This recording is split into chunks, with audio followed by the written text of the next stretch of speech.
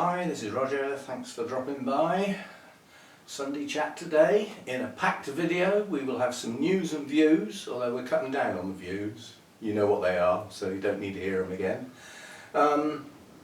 Yeah, some things that have been going on during the week. Some good news there as well, makes a change, doesn't it? And some things coming up, some things to talk about. Update on the project Orchids. Look at some orchids, specifically because there's changes, or they're orchids that just sit there and we don't look at them. Nonetheless, we'll have a look at some of those. And I get requests frequently, sometimes at an individual level, about feeding and watering. And it's a subject that a lot of people don't want to hear about, so it'll be on the end. You know, as we get to that point, if you don't want to hear about it, you can bail out. I wouldn't do that sort of thing of putting the thing that people least like at the beginning. Anyway, without further ado, let's get started.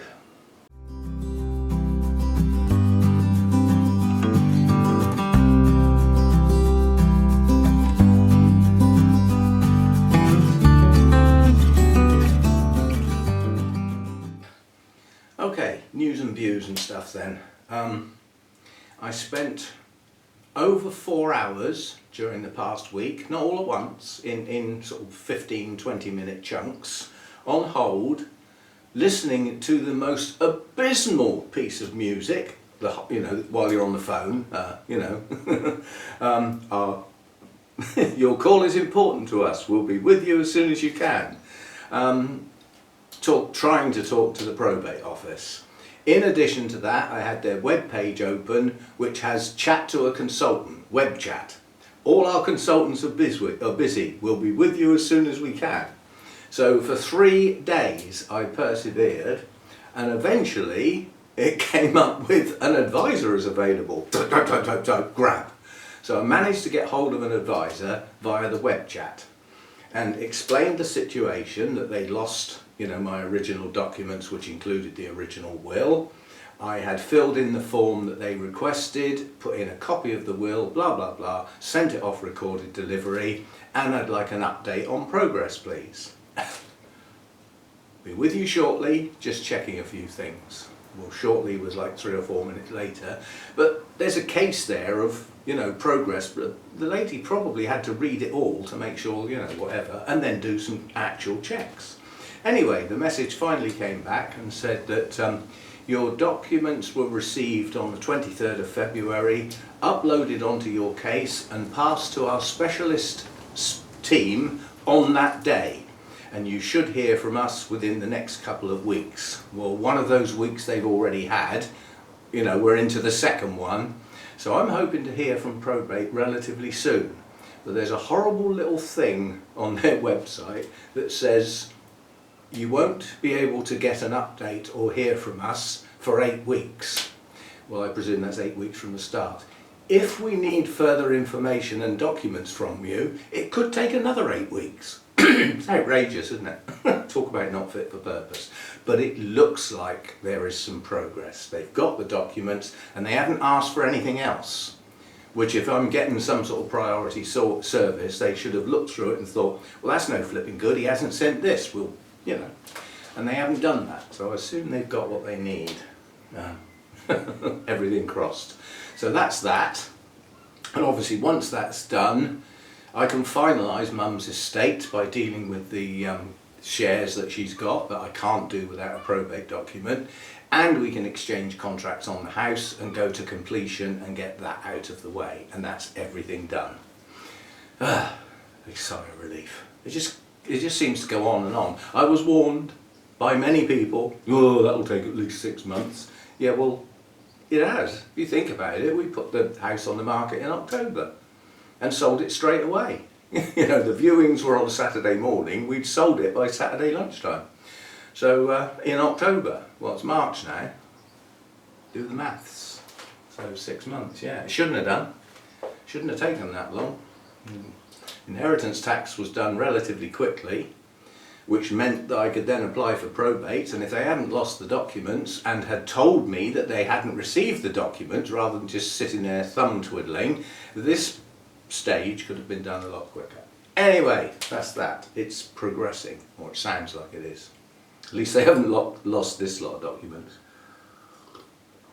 So that's that. Wessex Orchid Society show is this coming Saturday.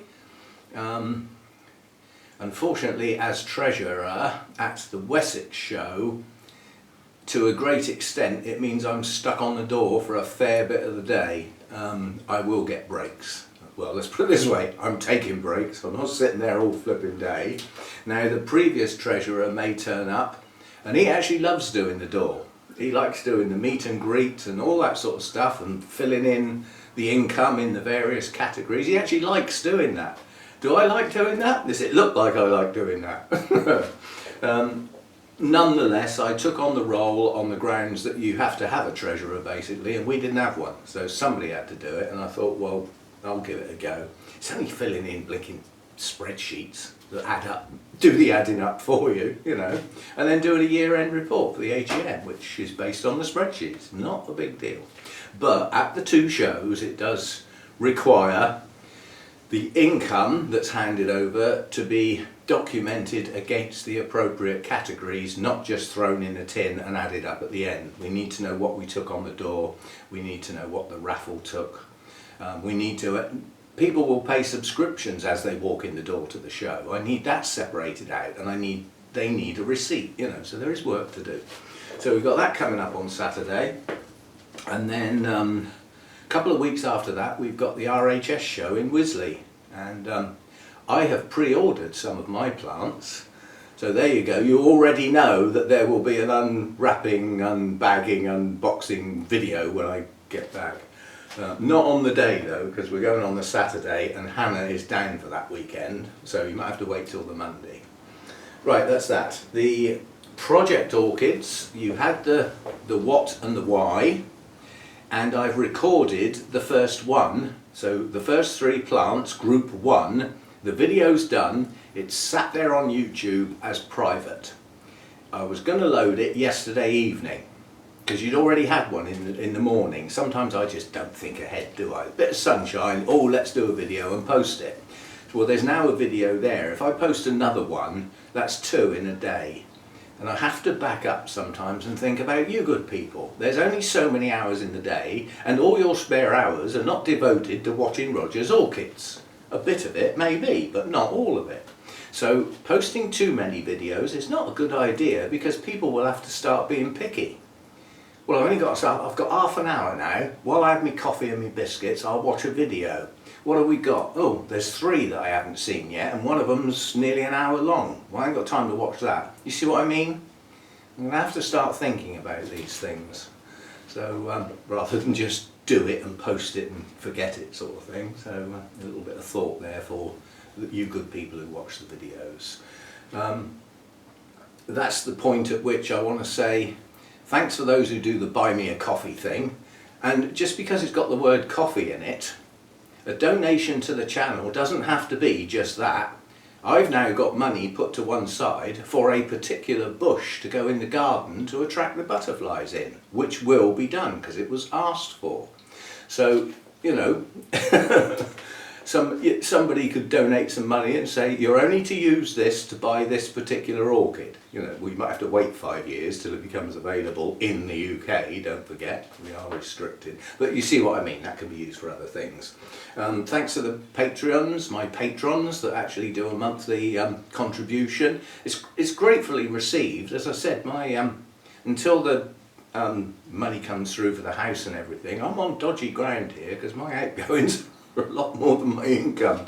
So those YouTube bits are quite important to me. Yeah, that's that. Somebody else mentioned something that I never think of. When you've watched the video and you thought, oh, that's pretty good, there's a share, isn't there? Because I don't do that. But videos can be shared to your Facebook page or your own Facebook group. Friends and family that are interested in orchids or that you think might be interested in orchids. So don't forget the share option. Share the video with others. Something I never think to do, I must admit. I'm supposed to be computer savvy, but I won't say I'm social media savvy. Right, so that's that done. Thanks to the subscribers, and if you haven't, it'd be nice if you did, and the thumbs up for the videos if you like the video. So that's all that cobblers out of the way. What else? Birdies. I'm going to insert a clip now. The goldfinches have arrived. Yay!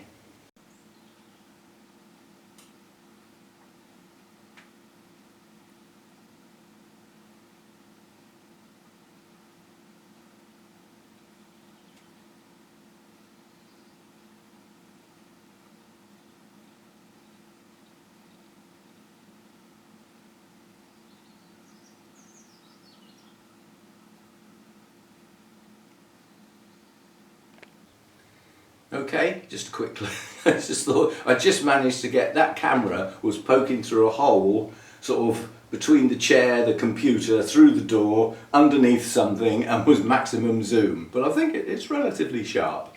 But yeah, that's they're on the list of birds that I was expecting, and although I'd seen them around, they hadn't come to the feeders now. And there are a pair that come to the feeder every day now. Yeah. So, and I've seen a chaffinch. They've got incredibly rare. They've suffered from some sort of viral infection across the sort of species. So there, you don't see those like you used to. Used to be common as muck. Both those chaffinches and greenfinches have declined dramatically. Used to be as common as anything on feeders. Whereas the goldfinches have done really well and progressed up. You know, they're now common as muck. But it was good to see them. And in this country we don't necessarily get the bright and gaudy birds like some of the tropical birds, but our birds can sing. And to hear a male goldfinch sitting up high in a tree in the sunshine singing its head off in the spring is quite amazing. So that's that. Pairs of birds, so that's a pair. There are a pair of hedge sparrows, or dunnocks as they're called now. I always thought of sparrows as you have a hedge sparrow, a tree sparrow and a house sparrow. But the hedge sparrow is supposed to be called a dunnock now. Tree sparrows, incredibly rare nowadays. You hardly ever see them anywhere. And the house sparrows declined, but they've quickly come back up. You know, it takes something to knock those down. So we've got a pair of wrens. We've got a pair of blackbirds, the female of which I've seen collecting bits of grass and piling up in the hedge, so that they're nest building now. So what did I say? Pair of hedge sparrows, pair of wrens, pair of blackbirds, pair of robins, and the pair of goldfinches.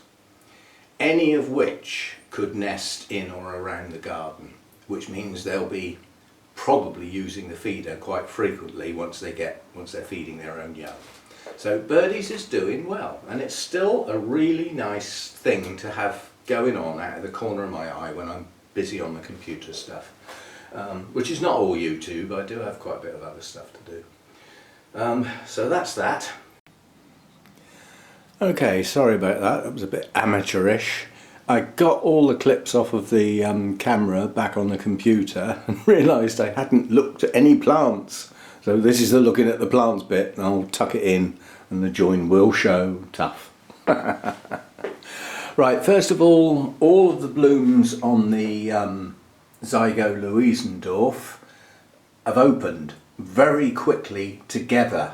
That means they will go down at the other end in the same fashion over a day or two. Now you get some orchids that actually have got, say, half a dozen blooms, and they'll take a couple of days between each one. And that's the way they will end their days, because each bloom will last roughly exactly the same time.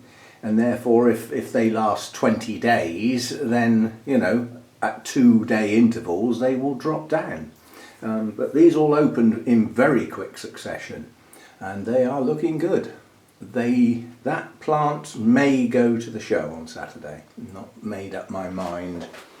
Or would this one be better? This is a tatty looking plant. It's not very good at all, but it's a better blooming because it's got 2 spikes, so there's a lot, you know, a much greater number of blooms on it. But I haven't made my mind up yet. So that's that. The dendrobium's got both its blooms out now. The third one up there is facing the wrong way, and last time I watered it I looked at trying to get the canes twisted round so that all 3 blooms would be viewable, and it ain't going to happen. So I thought we'll have the 2 pointing towards us. And this one here only opened today, so we have got the pair. Those will be around a very long time. So that's that. My spike on my only Miltoniopsis is pushing on, and I can't even see it at the moment. It's in there somewhere. There it is. It's hiding. So that spike's pushing on there, and it does look like there will be more than 1 bloom, which is good. They're very attractive blooms on that. Primary cross, that is. So that's that one.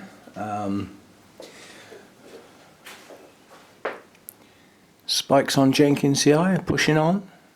There's a few more showing in places now. We've got quite a large one here pushing on.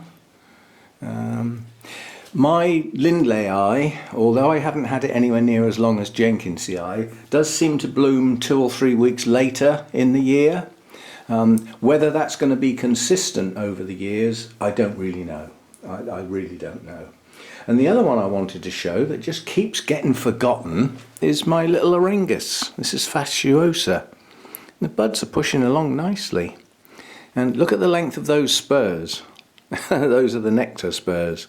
The Orangus tend to have virtually no colour, and they're just a pale cream or pale green, sometimes pale yellow, sometimes virtually pure white. Because they don't need colours, they attract their pollinators at night via fragrance. Well, there's not a lot of point in having bright colours in the dark, is there? So they tend to be just paler colours so that they probably look quite ghost-like at night. But anyway, very fragrant, but at night. So if you have an Orangus and it comes into bloom and you want to appreciate that marvellous fragrance, then you need to go in, wherever you grow it, you need to go in about an hour after dark, and the fragrance should be fired up by then. I'm not sure what would happen. I mean, you've got some people grow their plants in their sort of lounge dining room area. Well, people live in there, so period of darkness is going to be very short, isn't it? Because, you know, as soon as it starts to get dark, you turn all the lights on, because that's where you are. I don't know what effect that has on the orchids. They do need periods of darkness. It is quite important for their metabolism. Their whole system changes round. You know, there's a point at which they're taking in carbon dioxide, and then it twists round and they give it off. Same with the nitrogen. They take it in one type of process and then give it off in the other type. And that's the day and the night having an effect on the plant. So it is quite important that that happens. That was it, I think. So not a big deal, but I did say we'd look at some plants, and the size of them buds. Ooh, these are big blooms, but there's only 3 on the whole flipping plant. Look at the size of the plant here. We've got 3 buds, and this is my nobly that will not get itself into a cycle. It blooms twice, and there don't seem to be much I'm going to be able to do about it. So it'll have some buds now at typical nobly time, you know, sort of late winter, early spring, and then it'll have another go later in the year. And in this case, on this plant, that tends to be a better blooming, sort of the summer one. So we'll have that to look forward to. And of course, the spikes on this species Oncidium are growing at a phenomenal rate. Chrysomorphum this is. And you can see from the last time we saw this, look how much the branches are kicking out now. Yeah? So it's my job to keep this one hydrated and fed, because it's going to need it to push these spikes on to their maximum and get as many buds on each spike as possible. But it's doing a grand job, you know. Each one of these spikes is probably going to have 5 or 6 buds on. Sorry, branches. And each spike has got quite a lot of branches. And these do branch virtually to the end, you know. So that's that. And yeah, sorry about the chunkiness of adding that in, but I did forget. So there we go. Quick look at some plants. We can't have a Sunday chat without looking at some plants. So now on to the bit you're all dreading, the feeding. Right, that'll do.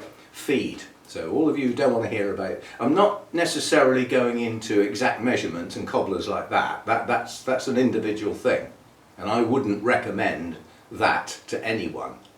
I don't mind telling you what I do, but I'm breezing over this, really the principles rather than the nitty-gritty, and we ain't doing science. I'm not very good at it for a start. Right, so in amongst this is watering and frequency, and an analysis of the previous 2 years which I've done differently, and I'm doing it differently again this year because of results from previous 2 years. Right, so initially I've got to get it all out, haven't I?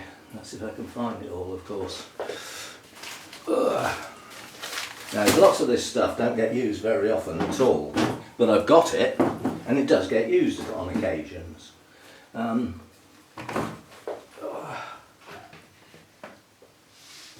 Is that all I need to show? Yeah, that'll do. Right, basic feed is the MSU formula. Now what it says on the tin is not what's inside, and yet it is. What it isn't is that product. When I first got that product, I wasn't happy with it because it was different size granules, powders, flakes, all those things. Now if you're mixing up a tank full, that's fine, because 2 or 3 spoonfuls is highly liable to get a good balance of all those bits and pieces. But when you only want to mix up 2 or 3 litres, it's impossible to do and guarantee that all those bits are in there in the right proportions. So I didn't think much of that. So the only way I could use that and guarantee that the proportions were accurate was to mix up quite a large quantity. So I had a chat with the actual man, Ray, and well, email chat obviously, and he said, well, in your situation, perhaps you do better mixing up a stock solution, which is what I did. So I mixed up RO water and quite a lot of spoonfuls of this stuff to make sure the proportions were right. Now that was a stock solution. It was incredibly strong. It never got near my plants. But what I used it for was to pour a bit in my RO water and measure the TDS, so that I ended up with it as strong as I wanted. How much went into the stock solution was totally irrelevant. So I managed to use it relatively simply. Of course, then you start reading other articles that say you shouldn't leave fertiliser mixed up for any length of time because it starts to change its properties and certain elements start affecting other elements and you end up with it's not the same anymore. And then you could get an effect on your plants. So I was never really happy with that stuff. But what I did find was a company called Green Care, which is one of the manufacturers of the MSU formula, and theirs is in granules. Well, that's all. They're all the same.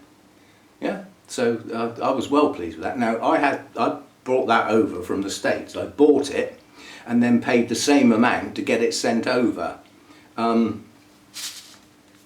It filled that, it was exactly the right amount. The bag filled that tub. And it's down to about there. And that's 2-3 years ago. So although I seemed to pay quite a lot for it, if you work out how much it's costing me to feed each plant, there's virtually zero cost. Anyway, so that's my basic feed. I like the balance in here. The nitrogen in here is nitrate, so it's readily absorbed by the plants, and that's 13%. The phosphorus is 3%, the potassium is 15%. That was what the experiments at the Michigan State University, MSU, discovered was a good balance for the main 3. Now lots of fertilisers have only got those 3 in it, and then it just says and trace elements, but it doesn't tell you what they are. I wouldn't use that. First of all, you don't know what those trace elements are, and you don't know whether they're all there or just 1 or 2. And the bits that are really important are calcium and magnesium. They need to be there. Now on this mix it doesn't say sulphur. Sulphur is important as well, and it should be with calcium and magnesium. But because of the ingredients in here, quite a few of which are sulfates, the sulphur is inherently in there, but not necessarily measurable to an exact number that you can put on the tin, but they are there. And then you get all the other cobblers: boron, copper, iron, manganese, that one I can never sell, molybdenum and zinc, other stuff, in tiny little proportions, but they do need to be there. So that's my basic feed. And we don't arse around doing so much percent or parts per million of nitrogen and blah blah blah blah blah. We put a little bit in the water, stir it around till it's dissolved, and measure the TDS, and that's all I do. I don't care how much of that is nitrogen. I don't care. This is based on lots of other growers that have been doing it almost as long as I've been alive in some cases, and they do okay, and they bring their plants to show and win prizes. Yeah, so as far as I'm concerned, I listen to those people. And whichever fertiliser they use, all I'm interested in is how strong do you mix up your fertiliser? Oh, it depends on the plants. Which it does. This is it. You can't have one feed suits all. You have to vary things. But anyway, lots of the people I spoke to in the 2 orchid societies I'm at, plus I spoke to some others at Malvern, they tend to measure in microsiemens rather than TDS, totally dissolved stuff. Solids, I think it stands for, or salts. I just say stuff because it won't tell you what's in your water. It'll just tell you how strong it is, roughly. It's a rough guide. There's no exact science there. But the microsiemens, it works out about 2/3. So 600 microsiemens would be a TDS of around 400. Now those are ish. No exact stuff here. This is ish. The orchids in the wild don't get exact stuff coming down the tree in the rain, do they? They get what they're flipping given and lump it. Right. Strengths of feed. It varies via seasons, and it varies via my sets of plants. My sets of plants are my mounts, and my mounted orchids contain dendrobiums, oncidiums, a bulbophyllum. Yeah, it's not cattleyas, it's not just one type of plant, but they all get the flipping same. And what they get is not very much, the mounted orchids. Why not? Well, because they dry pretty damn quick, and in the summer they dry every day, and they get watered every second day on dull periods with lower temperatures, perhaps every third day. So they're getting fed pretty regular. And I can feed those a couple of times in a row because they don't hold much. That's not much. You know, sometimes there's hardly any moss left. The water just goes on and runs off, like it would on a tree in the wild, perhaps. So they don't get very strong feed, but they get fed frequently.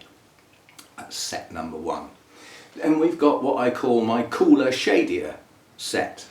Miltoniopsis, incredibly sensitive roots. Masdevallias, Draculas, Restrepias. None of those want much feed at all. They're all very low feeders. So as far as my TDS strength is concerned, I don't ever go over 100 with those, with that set. That's a TDS of 100. That is next to nothing. Some people's tap water is 200 or 300, like mine is. So very, very low feed and pure water. And they get fed once and flushed twice. And in the winter, they get flushed 3 times. Yeah? So they don't get much feed at all. I spoke to a Masdevallia grower who's got hundreds of the flipping things. You walk in the door and start falling over them like there's so many around. So how strong do you feed your Masdevallias? Oh, I don't feed them. I hardly ever feed them. I'm just trying to think the last time they actually had some food. They just get rainwater most of the time. So, you know, that's somebody who grows really good Masdevallias who just virtually hardly ever feeds. So I'm feeding more than that guy, even though it's only once every 2 or 3 waterings. So that's that set. Then we get into my holy clay pots. Now that, across the board, there are 2 dendrobiums in holy clay pots, but they don't get included in that set. They're only in there because I didn't want them staying wet in the winter time. So that's why they went in the holy clay pot. They get watered with my normal pots because they're not the type of plant. The type of plants across the board that went in the holy clay pots were the Cattleyas, or Cattleya types. Not all of them, not Encyclias, not Procetias. Yeah, so it's Cattleyas, Lalias, that sort of thing, and very closely allied. Now, because they're in a holy clay pot, they get a lot of air, and they're in chunky bark as well. So you throw a litre of water on that, and some is soaked up by the pot. Some of it hangs around in the bark, and the roots absorb some. Probably the next day, or certainly by the day after, they're dry. And they need that. They need to go from absolutely soaking wet to dry quickly. Otherwise the roots will rot. Yeah? So they don't like to stay wet, which is why they're in that environment around their roots, so that I can chuck as much water as I like on them, and you know, they dry relatively quickly. So they have their own watering cycle. It's more frequent than anything else, but not quite as frequent as the mounts. Yeah, it's in between. And in the winter time, I can go 5, 6 or even 7 days on those, because they're not growing much at all in the winter times. They've lost their temperature. Most of them are warmer growers, so they just slow right down to next to nothing.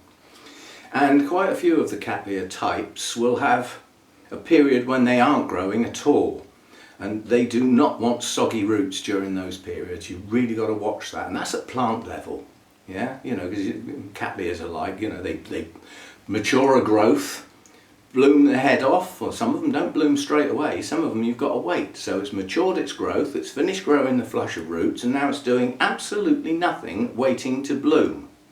And it might not bloom for 3 months. Well, you don't want to keep watering and feeding that heavily during that period. It's not growing, is it? So watch, this is the principle that I like, and get it in here, is water and feed plants that are growing. Water and feed well, plants that are growing well. Yeah?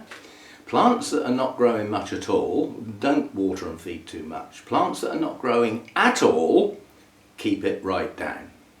And you'll have more success with that principle than arsing around measuring flipping fertilisers to the exact degree and mixing it all up yourself, you know, hubble bubble, toil and trouble and all that big cauldron full of stuff. That doesn't matter that much, quite honestly. It's the watering that needs to be got control of. So anyway, that's my basic feed out of the way. What else do I throw in there now and again? And this is now and again. This one, CalMag, that's not just calcium and magnesium, it's got iron in it in a special form that's readily absorbed and is not that dependent on pH, because iron needs a very low pH to be absorbed, lower than most of the other elements would be absorbed at.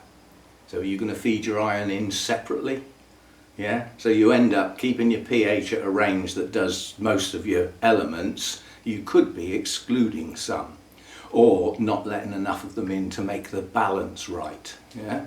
So the iron in there gets readily absorbed. It's also got a bit of nitrogen in it, so it's got a bit of feed in it as well, because calcium and magnesium is not a feed, not directly. It has to work with other things. So I use that, I will say, quite often in the growing season, rarely in the winter. Yeah, so that's a growing season one. And along with that, because that's calcium, magnesium, iron and a bit of nitrogen, I will use that. Now that's calcium nitrate, that's a direct chemical. Yeah, that is the type of calcium that is often in fertiliser that includes calcium, but not necessarily. You've got to watch calcium, because a lot of people sort of think, oh, there's loads of calcium in my tap water, my kettle keeps furring up. Yeah, that's not the right calcium. Plants can't absorb that without a chemical reaction, which takes place frequently and very well in soil. And do we grow our orchids in soil? No, so it ain't happening. Yeah, so that type of calcium is not very good. Calcium nitrate, so that's a boost of calcium and a much higher amount of nitrogen. So I wouldn't feed them that on its own, although I could, but what I do is in the growing season when things are heavily growing, my normal feed yeah, gets bumped up with that. Ooh, what percentage? Well, a guess, basically. Don't do scientific.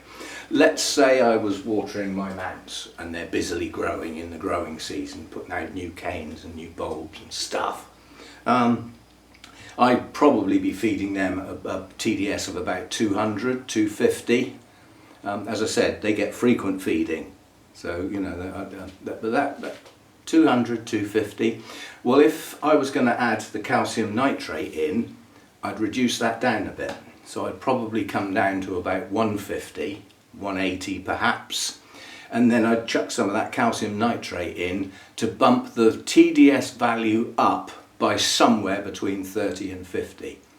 If you bump the percentages up too much, you change the balance, and if you change the balance, things start going wrong. Yeah, and too much calcium can have an effect on some of the other ingredients, and they start clumping, or they start locking out, and then you think, well, I've got a lovely balanced fertiliser. Well, don't mess it up all the time then.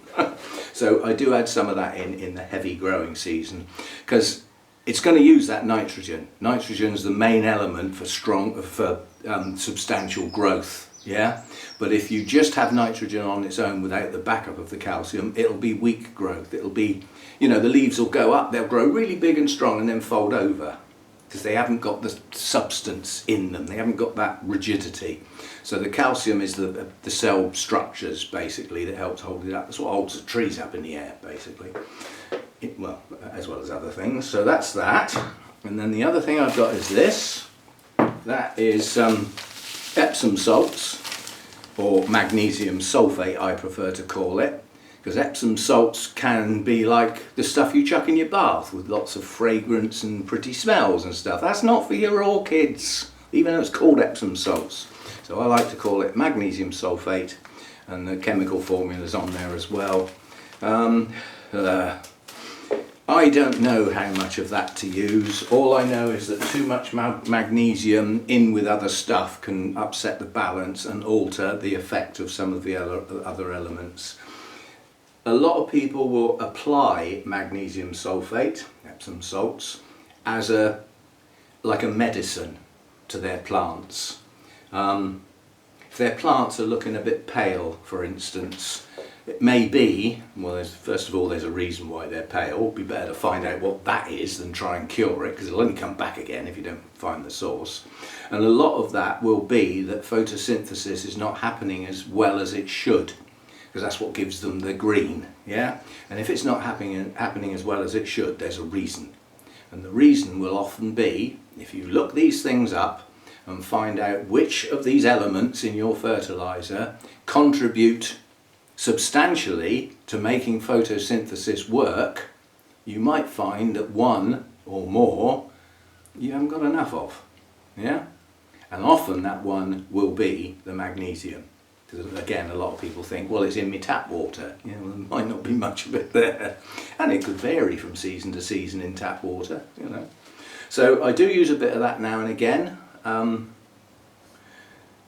Sometimes that doesn't mix with other elements very well, but it depends what your fertiliser is made up of. As I said, you know, things have got a name, like it's got nitrogen in it. Yeah, well, there's lots of different types of nitrogen. Yeah, so you know, I do use it occasionally, but it is very occasionally. I have actually sprayed my plants with a solution of that to give them a foliar feed directly to initiate photosynthesis in a better way. Why did I do that? Because I've got a friend who grows marvellous odontoglossums and the Oncidium alliance type things like that.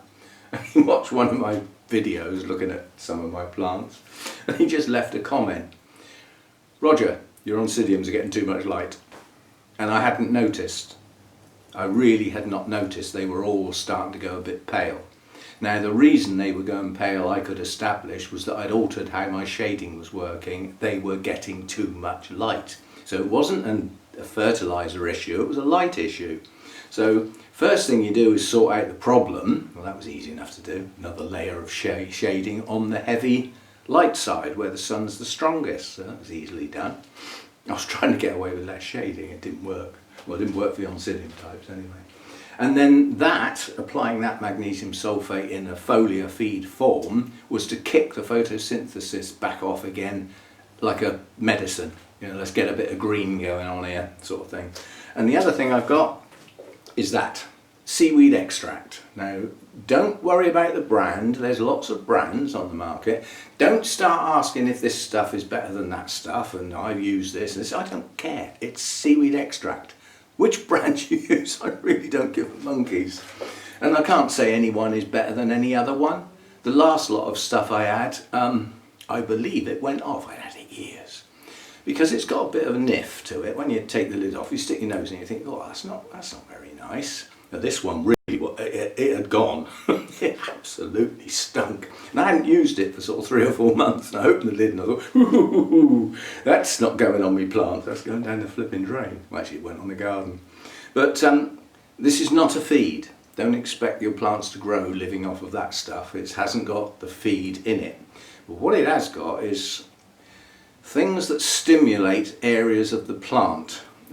Auxins and the various things like that, and it's classed as it says on the tin, plant growth stimulant. Yeah, well, the other elements have to be there to achieve that plant growth, and this kicks them on a bit. Without those other bits, this stuff don't do so good. But it can be used as a soak for new plants that haven't got roots. You can sort of you know, soak the base of the plant in that for a while. I sort of think along the lines, if it hasn't got any roots, how's it going to get into the plant? But if it's got some roots and you want to stimulate root growth, then great. But it doesn't always do what you expect it to do, because what's going on in the plant is these auxins and the like concentrate in areas to make things happen. They'll concentrate in areas to get a spike going or a new leaf out of the top of a cane. Yeah, they live in trees. This is the bit I do know about. With the bonsai, most trees want to grow tall. That's just their goal in life. Some like to grow wide, but not many. They don't tend to make good bonsai, but most of them want to grow tall. So the concentrations of these auxins and everything are on the tops, in the twigs, because every twig at the top of the tree wants to become the apex. Wants to reach for the sky. Yeah? So if you want the tree to branch out lower down, take that part of the tree out and you've removed those auxins that are generating that growth in that area. And it'll think, help, damage, danger, and it'll chuck buds out all over the place. Doesn't work quite like that with orchids, but I use that occasionally. It's the water that I've just used. That's the first time I've used it this year. And I bumped my feed up by a TDS of 25. So whatever the feed was, doesn't matter, that was the one I'd chosen for that day, I upped it by 25 parts per million of that stuff. That's not a lot. Yeah.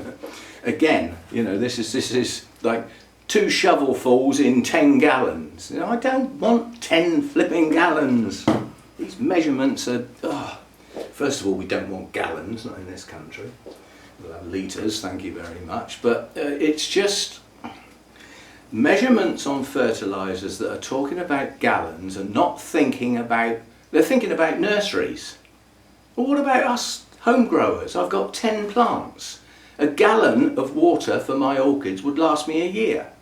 I don't want a gallon, I want a small amount, and they don't cater for it, especially if you're dealing with weight.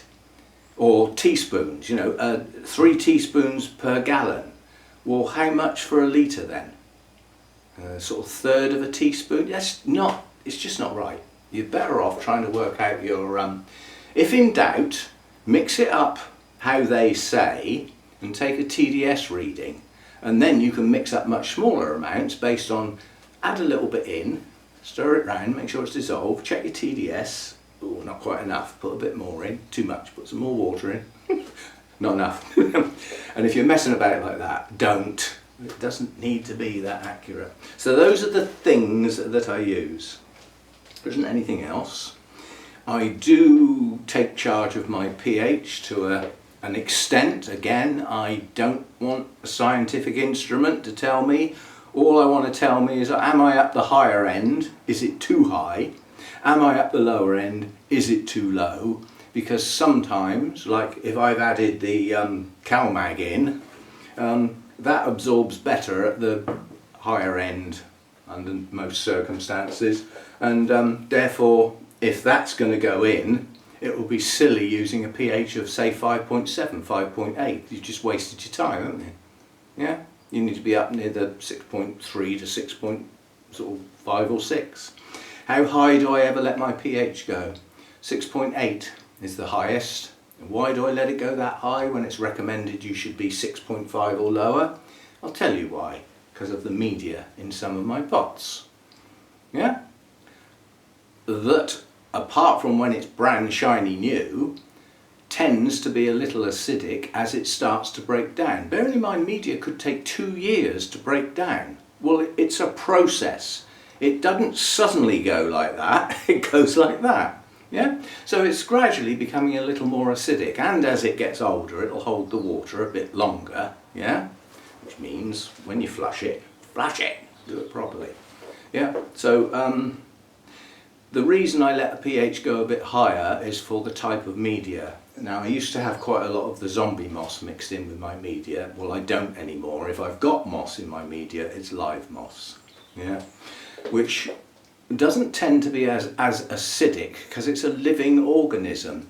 Now, quite a lot of moss, including live sphagnum, lives in very acidic conditions, and if you lifted it out of that water and took it home and measured the pH, it would be incredibly low, incredibly acidic.